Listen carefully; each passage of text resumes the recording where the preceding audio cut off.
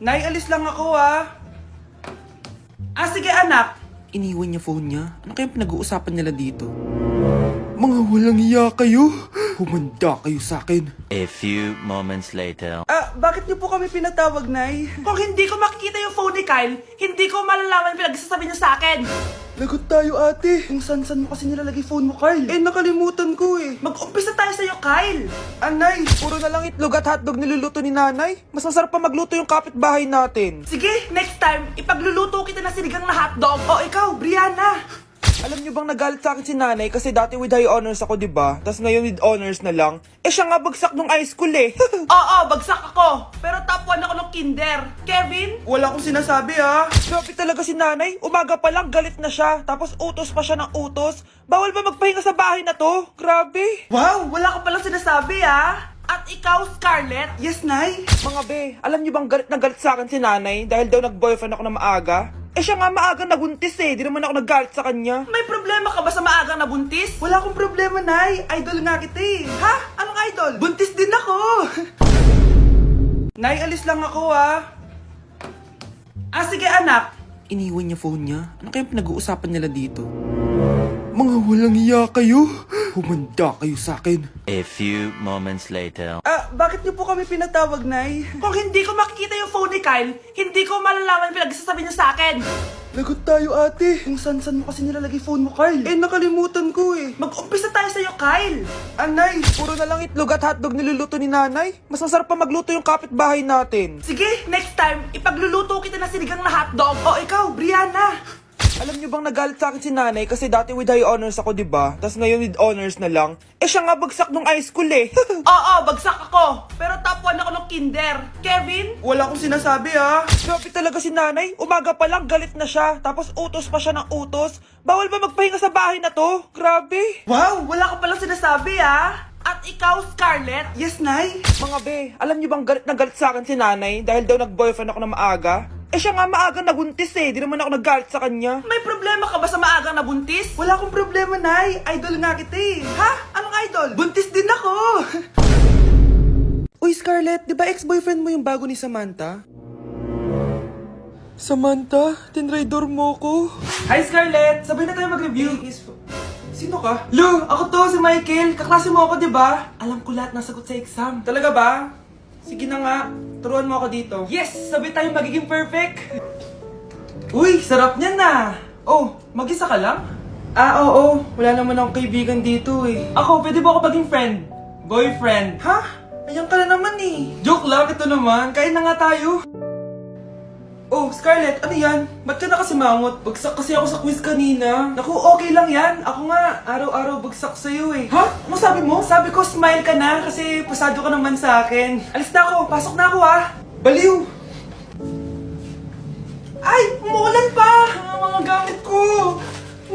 Ayan, di ka kasi nagdadala ng payong. Pag ikaw nagkasakit salamat ka, nandito ako.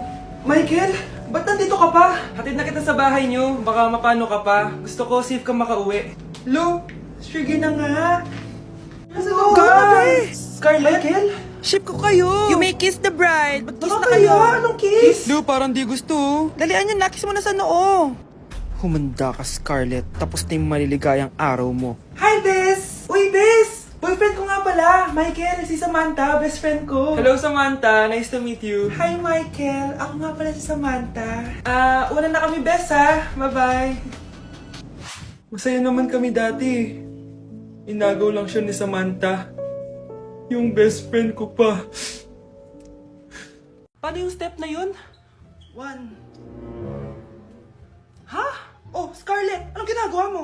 Nay, nagpa-practice po ako. Pangarap ko po kasi sumikat parang mga K-pop. Seryoso ka ba, Scarlett? Sa ganyang itsura mo? Manalamin ka nga. Grabe ka naman, Nay. K-pop.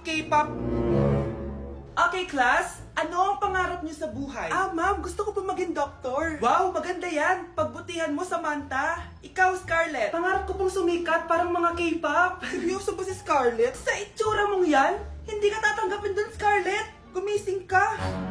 Tandaan niya to. Kakainin niya yung mga sinabi niya sa akin. Matutupad ko lahat ng pangarap ko sa tulong ng vitamin C serum ng Garnier.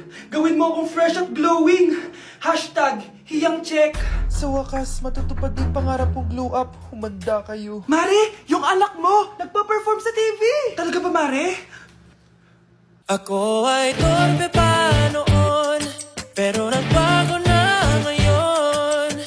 Now I have the courage. Sikat na yung anak ko! I have you. Ikaw at ako under the sun. I'm going now that I found the one. Garnier ba ngayon pa lang? Skin ko ay hiyang na hiyang. Ikaw at ako, we're gonna shine. Nothing can stop us, it's our time. Ready to show that you're the one. Skin ko ay hiyang na hiyang. Go and find your Garnier hiyang. For our last question, ano ang full name ko? Wala naman yun sa lesson ah. Siyempre, dapat alam niyo yung pangalan ko. Dami namang alam nito. Di ko maalala full name niya. Perfect na sana ako eh.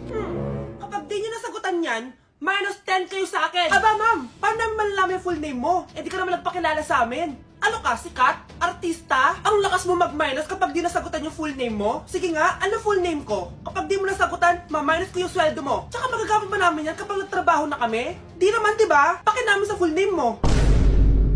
Okay, class. Last 5 minutes. Hirap naman nito. Be, ano sagot sa number 10? Huwag ka mong mapya sa akin, Samantha. Mapapagalitan tayo kay ma'am. Tamot mo naman. Ayaw mo akong pakopyahin ha? Bilisan nyo, class. 1 minute na lang. Ma'am, nangangopya po si Scarlett sa akin, no? Ang pakasinungaling mo, Samantha. May nangangopya pala dito. Bagsak ka na sa akin, Scarlett. Apakasama talaga ng ugali mo, Samantha. Nay! O anak, anyari sa'yo? Binagsak ako ng teacher ko. Naniwala kasi siya kay Samantha na nangopya daw ako. Totoo ba yun, Scarlett? Hindi, Nay. Siya talaga yung nangopya sa akin. Walang hiya yan, ah. Humanda siya sa akin. Tara, anak. A few moments later. Ma'am, bakit niyo po kami pinatawag dito? Eh, kasi yung anak mo, sinungaling. Siya naman talaga yung nangopya kay Scarlett, eh. Hindi po totoo yan. Para malaman natin kung sino nagsasabi ng totoo sa inyong dalawa, mag-quiz na lang kayo ulit. Patay ako nito. Humanda ka ng mapahiya, Samantha. Okay, time's up. Pass your papers. Scarlett, naka-perfect ka. Yes, talino talaga ng anak ko. Samantha, wala kang tamang sagot.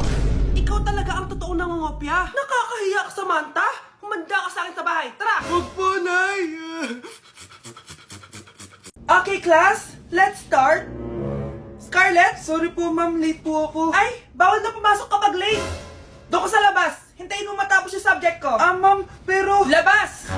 Pinahiya mo ko, 5 minutes nang late si ma'am. Sorry class, na late ako. Start na natin discussion, ha? Ay, hindi, ma'am. Kapag na late na, bawal na pumasok. Aba, sino nagsabi sa'yo niyan? Ikaw po, ma'am. Kapag kami nalilate, bawal, hindi na papapasukin. Pero kapag kayo, pwede, okay lang. Ang unfair. Classmates, mag-party tayo dahil hindi na magtuturo si ma'am. Scarlett! Scarlett! Ano, may sasabihin ka ba? Wala po, ma'am. Buti po nakadating pa rin po kayo kahit na late. Okay class, let's start. Uy, be, gala naman tayo minsan. Punta tayo Tagaytay. True, be. Ang ganda ng bagong bukas na coffee shop doon. Ang sarap mag-story. Tara na, pwede ako bukas. Tara na, mga 5:30 AM kita na tayo sa bus station, ha? Baka drawing na naman to, ha? Matutuloy yan, be. Nakapag-alarm na nga ako, eh. Gigising ako, promise. Nasaan na ba yung mga yun? 6 AM na. Oh, alas na tong bus papuntang Tagaytay, ha? Puro kayo drawing, ha? Teka lang. Ano ba yun? Ano ba yan, be? Bakit ka tumatawag? Ano na, be? 6 AM na. Akala mo pupunta na Tagaytay. Hindi ako pinayagan eh. Sorry, be. Di ka pinayagan o tinatamad ka lang? Baka gusto mo sabihin ko sa nanay mo na 3 subject yung bagsak mo. Ito na nga, be. Maliligo na ako. Wait mo lang ako, ha? Ay, yung isa pa. Hello, be. Hindi ako makakapunta. May sakit ako.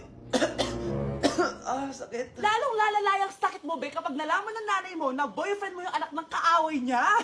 Ay, be, magaling na pala ako. Nakakalakad na ako. 5 minutes nandyan na ako, ha? Madali lang pala kayo kausap, eh. Let's go, Tagaytay! Ang makakasagot na to may plus point sa akin. What is 2 times 2? Ma'am ako, ma'am. Wala bang gustong sumagot? Ma'am, alam ko po yung sagot. Times 2. Ma'am. Okay, Samantha. 2 times 2 is 4. Very good. May plus 5 ka sa akin. Ang daya naman. Kanina pa ako nagtataas ng kamay. Ma'am, pwede pa po ba ako mag-take ng quiz? Absent kasi ako kahapon, eh. Ay, hindi na. Absent pa more. kasi ako, ma'am. Oh, anong gagawin ko? Ma'am, pwede ba ako mag-quiz kahit absent din ako kahapon? Oo naman. O ito, magsimula ka na. Thank you po, ma'am. Eh, bakit siya pwede mag-quiz, ma'am? Bakit? May problema ka ba? Oo, may problema ako. Favoritism ka. Palagi na lang sa samantha yung binibigyan mo ng chance. May galit ka ba sa akin, ma'am? Sabihin mo. Hindi ako galit sa'yo. Pero sa nanay mo, oo. Wag na wag mong dadama yung anak ko sa problema mo sa akin. Nay, anong meron? Yang nanay mo, pabida. Dapat ako yung top 1 ng high school kami. Alam naman natin dalawa na deserve ko talaga maging top 1. Hindi kagaya mo, binabayaran yung school para tumaas ang grade. Totoo ba yun, Nay? Sinungaling ka! Mana ka naman pala sa nanay mo, Samantha. Nga pala, alam na ng principal yung pagiging favoritism mo. Good luck na lang sa'yo, ha?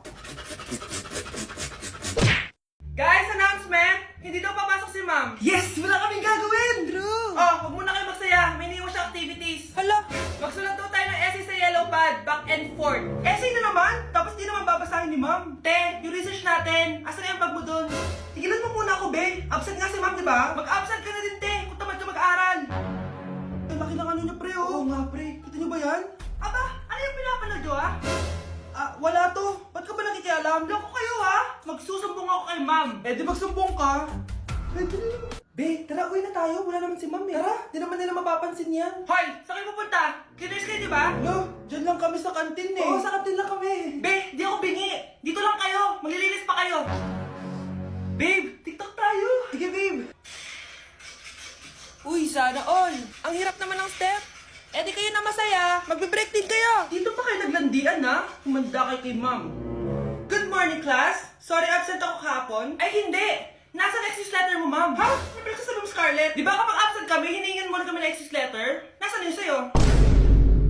Hala, na paano siya? Be, anong iniiyak-iyak mo dyan? Nagre-relapse ako, be. Nakita ko kasi mga favorite song namin sa Spotify rap results ko. Lo, OA mo, be. Okay, class. Kanina notebook to? Hala, diary ko ba yun? Sige, tatapon ko na to. Total, wala naman may-ari sa inyo, ha? Ma'am, wait! Diary ko po yan. Oh, Scarlett. Pwede mo bang basahin sa buong klase kung anong laman ng diary mo? Babasahin? Eh, ma'am, nakakahiya. Go, Bes! O, ganito, Scarlett.